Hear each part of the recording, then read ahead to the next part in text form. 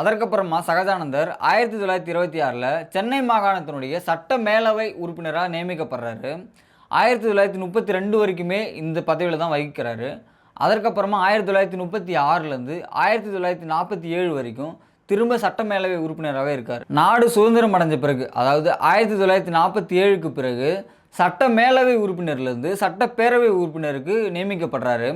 தான் இறக்கிற வரைக்குமே இதே பதவியில் தான் பதவி வகிச்சுட்டு வர்றாரு, பணி செஞ்சுட்டு வர்றாரு. புரட்சியாளர் டாக்டர் பாபா சாஹிப் அம்பேத்கர் அவர்கள் தலித் மக்களுடைய முன்னேற்றத்துக்காக பல வேலைகளை செஞ்சு ஆங்கிலேயர்கள்கிட்டேருந்து இரட்டை வாக்குரிமை, தனி வாக்காளர் தொகுதிகளை வாங்கிட்டு வந்தார். ஆனால் திரு காந்தி பூனா ஒப்பந்தத்தின் மூலமாக அது எல்லாத்தையுமே தடுத்து நிறுத்தினார். இது நமக்கு தெரிஞ்சது தான்.